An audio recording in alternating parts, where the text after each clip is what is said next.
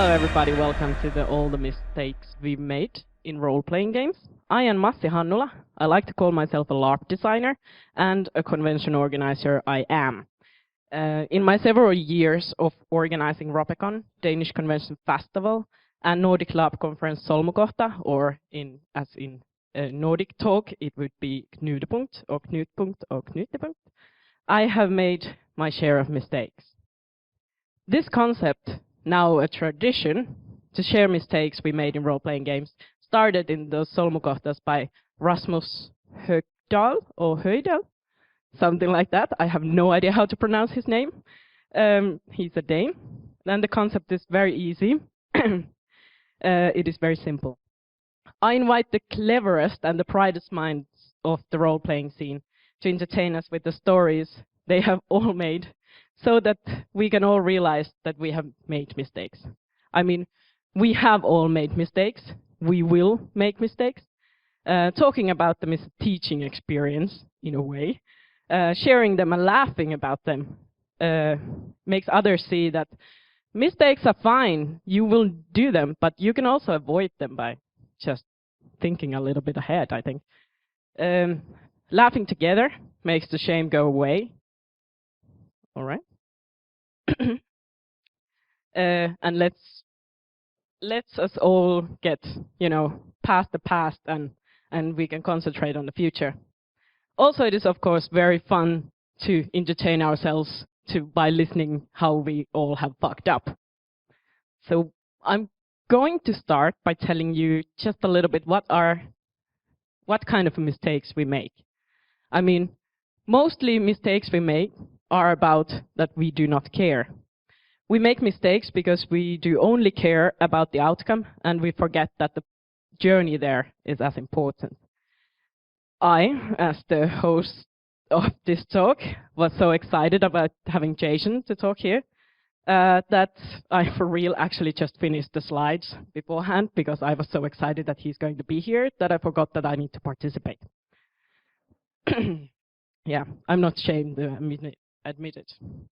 We do not share. I organized this LARP once. It was a great location. Old villa. I had agreed with the owners half a year before that they knew where we were coming. We were renting it and we would need the doors open in the morning. Then I did not tell my fellow organizers. Basically, I just said that everything is fine, and then I didn't contact the owners of the villa, like for the half a year I was doing other organizing things. Well, the half a year later I showed up. The doors were closed. Yes, so I called. The answering machine said that the guy is on vacation. Yeah.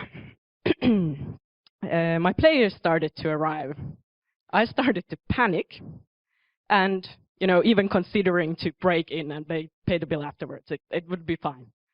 The food was getting spoiled in the warm car outside of the villa, and my players got a bit annoyed of me panicking around.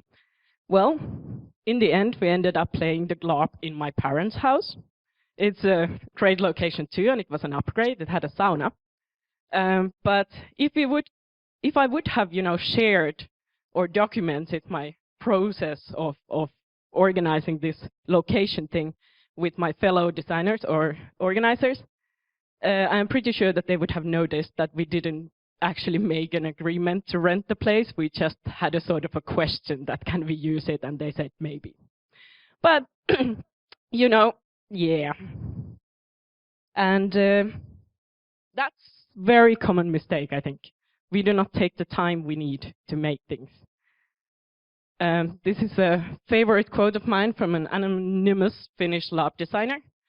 We were peeling some goddamn oranges at 2 a.m. in some moldy basement for meat that the players would drink or not drink during the game, and thinking, yes, this LARPing is a fucking great hobby.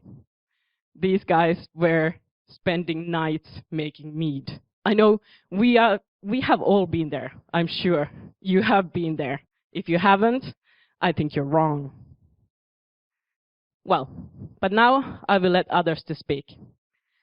My first speaker is main organizer of Ropecon this year, Heidi Westerlund, who was sure during her career as one of the brightest stars of the Ropecon scene, has made her share of mistakes. Big hand for Heidi.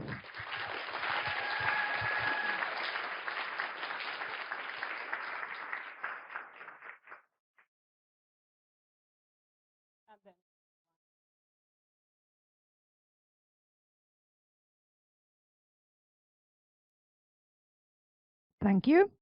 I'm using my 10 minutes of this program to talk about losing players, not in the sense that they are not coming to your next game, but in the sense you lose them in the middle of the game.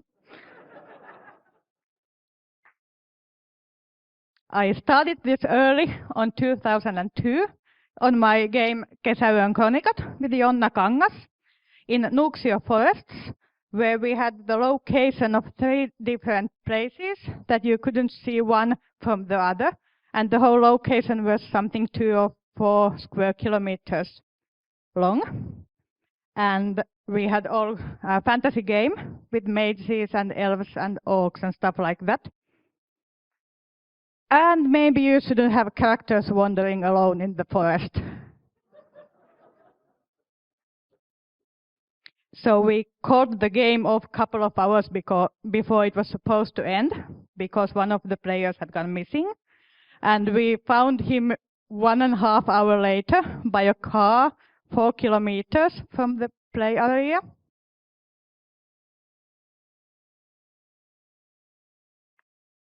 Of course, I didn't learn from that one. But on Ysaria, which we organized 2008, we had 2 groups of players leaving 2 kilometers from the main gaming location.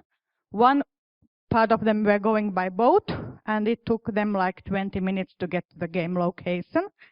And the other group was going by foot, and it took them 4 to 5 hours to make to the location. And it wasn't their fault, to be exact.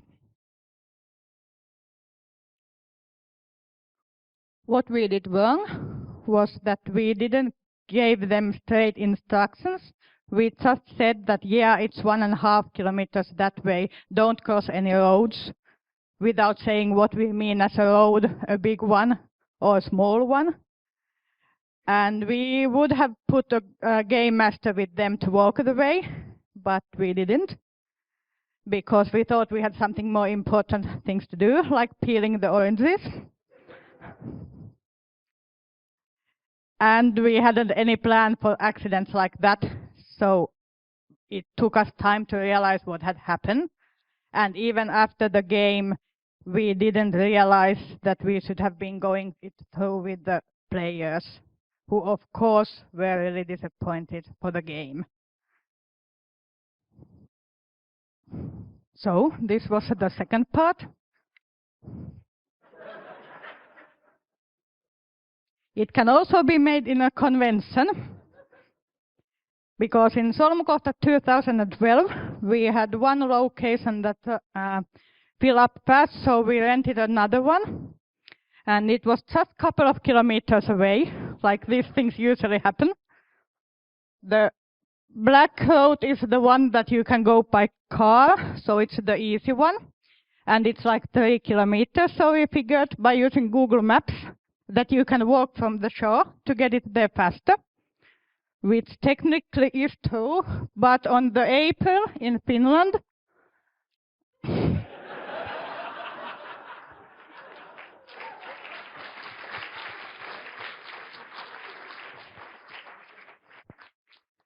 next Solmukohta will be on a boat. Please go there. It's not that easy to get lost there also. So if you want to lose your players, these are the good things to remember. Have an obscure location, like the last convention I'm holding in this pretty Dipoli, which is easy to navigate. Or just make characters that want to wander around, because that's the best way to get to lose the players. And don't let them have smartphones with them, because that way they could call you, but it's not authentic.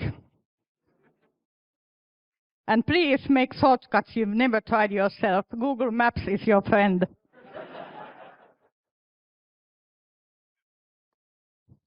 And there are many reasons why you would like to lose your players. Probably usually it's just that you didn't plan for everything. And as there are players here today who I have been talking about, I would at last like to say,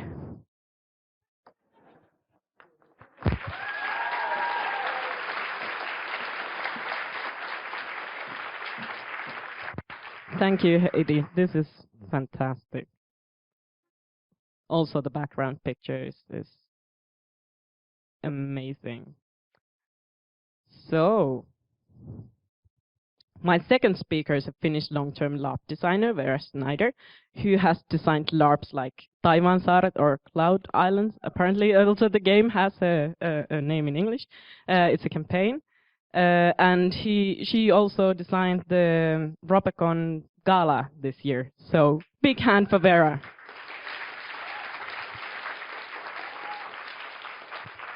Why, thank you. All right, so we started, my team is sitting right there.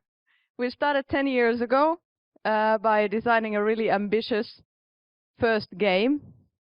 And apparently time has made up for a lot of stuff since our latest game got a record number of people wanting to sign up, but we had to take only half of them, which caused some, controversy. But yeah, we made some mistakes during those first 4 years, and I'm surprised people have mostly let it go. So let's get to that part. Just a second. So we started our campaign, and we had this concept of three folks, native to an island, coming together in a nice location. So how to start making games is to go and find a nice location, find a forest, go have a walk in it, and decide to set the three camps a far distance apart from each other around the forest. And then when you have the game, go back there and try to remember where you put them, because you didn't make a map. Also, our off-game camp was relatively far away from said camps, which didn't help at all. So we planned it like this, and then we tried to realize it. We had people driving us to the place. We won't admit it very often, but one of them was a designated driver and couldn't help us then to put the things in place before the game. So we had to take heavy military tents and haul them into the forest. We were like 5 people, and it was kilometers to walk with those heavy military tents and set them up. And we tried to remember where we wanted to put the camps. Apparently we found the right places, or close enough. So game 1 was actually just mostly us being annoyed at ourselves. The players loved it, so we made another game. So game 1 was great. Have success. Decide to go big. Don't do proper division for work tasks between games. That's not a good idea. People might actually know what they're supposed to be doing. Then we started planning. We found an even bigger forest. This time we went we went so deep that actually the week before we had the game, they ran an unfortunately unsuccessful rescue mission in said forest. I hope he or she was fine in the end, but at the moment there was still a missing person around.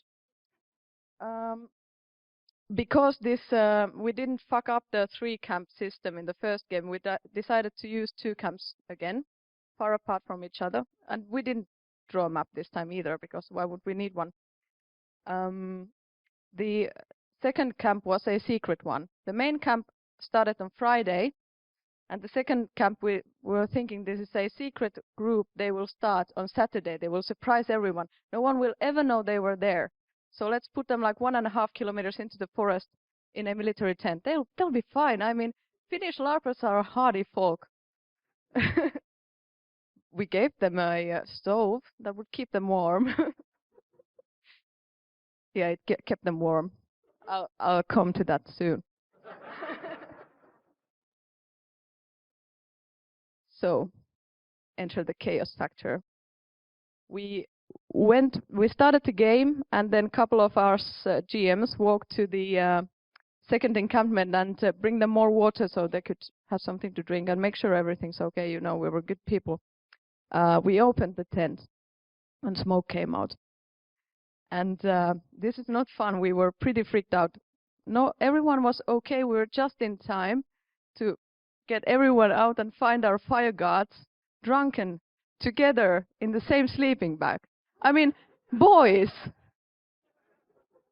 They had pushed the stove so that it leaned against the wooden center beam, and it had started to char. So obviously no one could sleep in that tent anymore. So what do? We kicked their ass. And then we let the 20 or so pirates out of the secret camp into the main camp, which had already played for hours and was starting to try and get some sleep. So, yeah, that didn't go well. We didn't have any room for the players as it was. It was really crowded. So we took the 20 players and said, have fun with it. Try to fit somewhere. We can't do anything else. And then I went to my own clan's tent to get some sleep. I was hoping I could fit in. There was one person and me. And I was wondering, why is this tent empty? And after an hour of shivering, I realized they had taken the electric heater and put it in the preheated cabin next door. So I went to the preheated cabin, and everyone was sweating and no one could sleep. Oh, so yeah, that went great. Also, don't communicate about these details when you make a game. Not a good idea. This drove some people to light a big fire in the yard, which led to them burning the whole winter provisions of food of the owner of said place. No LARPers are ever going to LARP there again. This is actually a fact. After a second game, we didn't stop there. The game was in itself was all right. It could have been much better if people had slept at all during the night. But after we mercifully sent them home, there are the two people who were left with me there in a terrible hangover, me with 3 broken toes from pornopolka. And we had to wash dishes for 50 people without running water. And no quick way to heat water either. In a lake, we did it on a lake. It was pretty horrible. This probably also contributes to the fact that no one will ever LARP there again. After this horrible ordeal was done and we cleaned up after the pretty devastating after party, we didn't have a ride home. We were 3 people with a lot of stuff in the middle of a forest where someone was just lost.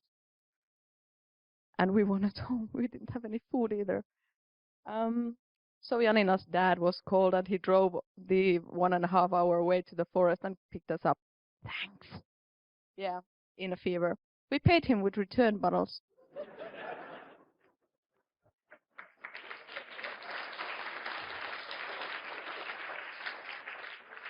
He is also not giving us any rides anymore. I wasn't the main organizer for Taiwansaare 3, but this has to be brought up. I did some practical stuff and I was there, so I was there also to make sure that someone cleaned up after another legendary after party.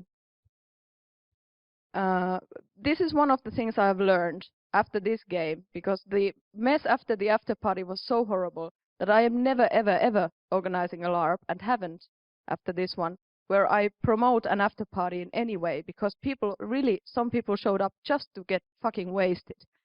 And after I started the cleanup of a big puddle of black vomit, thanks Salmari, and a upside down umbrella in the snow, which had peed into and frozen over.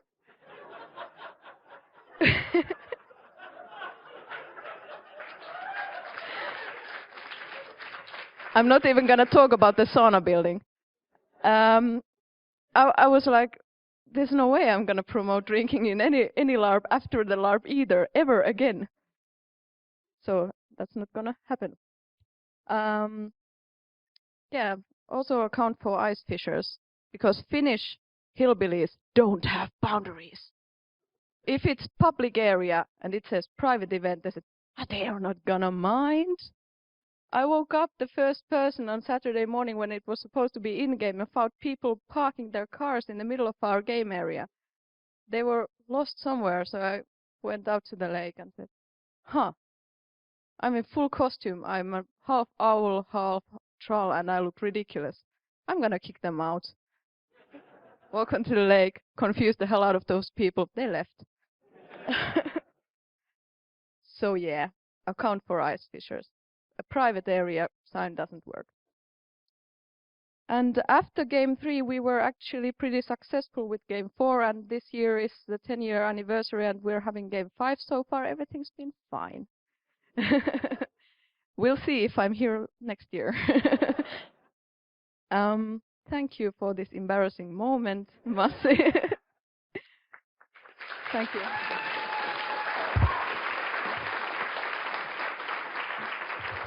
Thank you, Vera. That was amazing. I've been in those games, some of them, and I really didn't actually notice. I wasn't in the one where there was the burning tent, so that might have something to do with that. So my third and last speaker has arrived all the way from the Americas just for this talk, I'm sure. I have a thing. I think that if one designs a game called Fiasco, there must be some juicy stories. I mean, yeah. So I give you the one and only Jason Morningstar.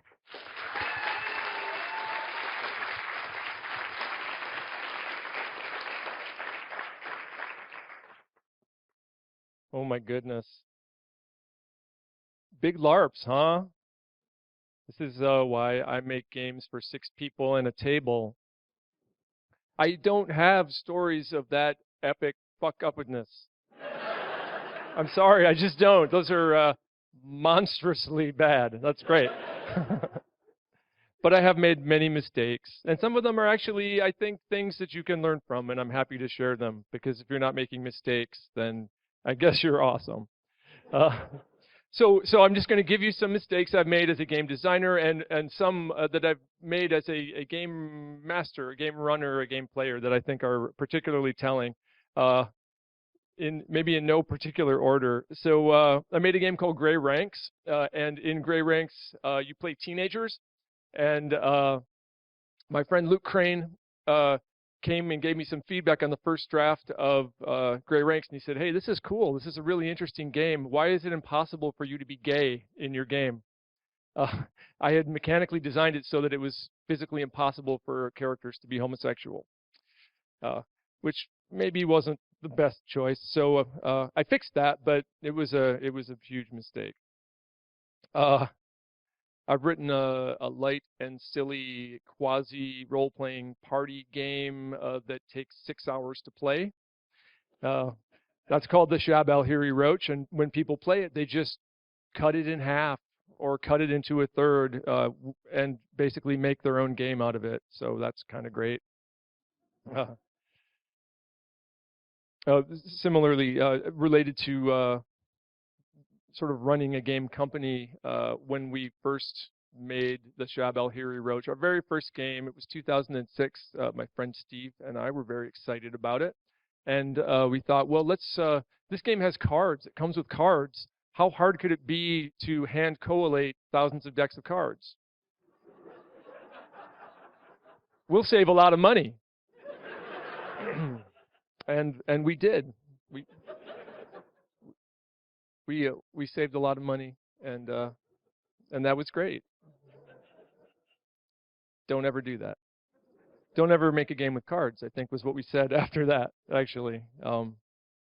let's see. Wow. Okay. We got an invitation from a local high school. This was last year, I guess, and they said, "You guys are cool. We have this thing where the students get to program all their classes for a day, and they want to talk to game designers." And we said, "That's great. We would love to come and give a presentation on game design for your students." And we worked pretty hard actually to put together a presentation to talk about the principles of game design and what we did and how we run it as a small business. And like it was a really complicated presentation that took the request very seriously. And when we got there, what we found out was that they just wanted to party. They had no interest in the topic. They had no interest in us or what we did. They didn't even know what role-playing games were. It was just a day for them to be animals in their school. So we had to change our plans very quickly. And I guess it was clearly a mistake for us to spend any time on that.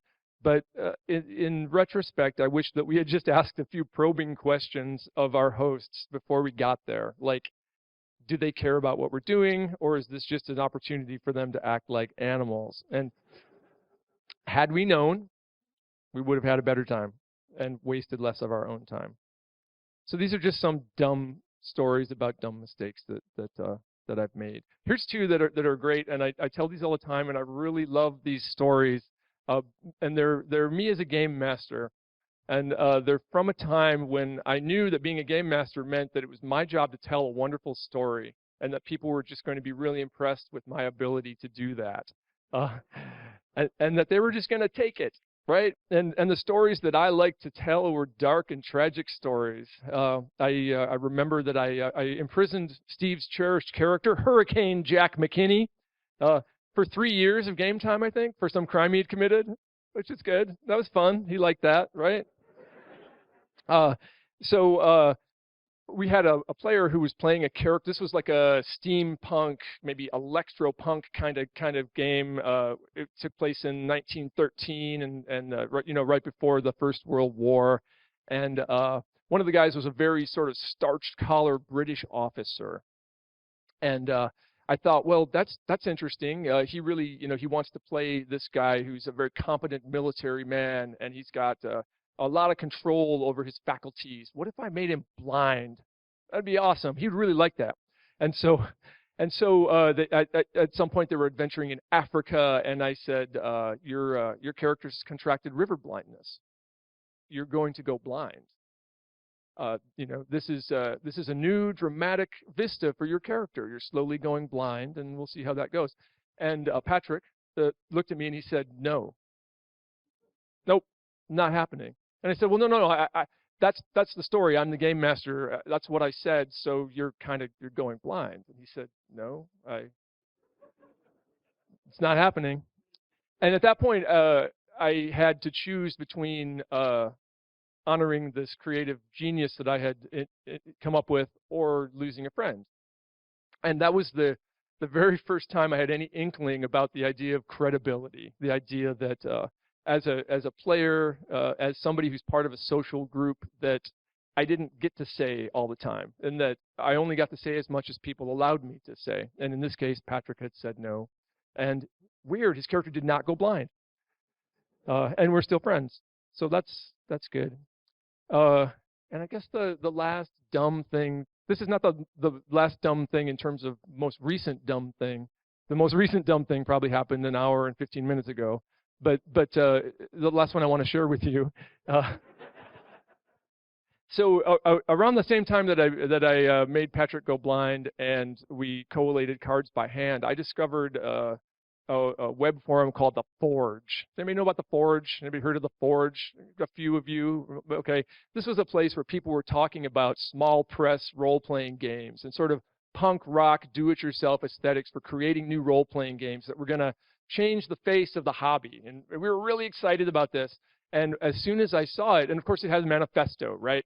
And it has a provisional glossary of new terms. And when I saw this, a light bulb went off, and I was so excited because this was a new way of playing that really resonated with me. It's what I wanted to do. And so I went to my friends, including Steve, and said, "Guys, guess what we're doing now?" I want you to read this glossary and this manifesto, and I want you to hang out on this website full of people who are obsessed with ideas you don't care about. And that's what we're going to do now, and it's going to be great. And just like with the river blindness story, they said, no, we're not going to do that. And I alienated everybody that I loved that was a gamer until there was actually an intervention. And my friends, and Steve led this cabal of traitors. They sat me down and they said, Jason, it's nice that you have found something that you're excited about, but we are not. And you need to choose, because if you want to continue down this path, we're not going to play with you anymore. And again, I had to make a choice, and I chose my friends, right? I chose to tone down the evangelism, stop being a dick, and you know, love what we did. And that was the best choice I've ever made, obviously. And I still love those kind of games, and I still love immersing myself in the jargon and the technical aspects of game design and the punk rock DIY aesthetic. It's all still there, but I'm just not a dick about it anymore, which I think is good for everybody. But it was a huge mistake. Those are all huge mistakes. I think those are all the mistakes I'm going to share in public right now. But maybe in private, I'll be happy to share some even more scandalous ones later. Maybe at the after party. Yeah. Thank you.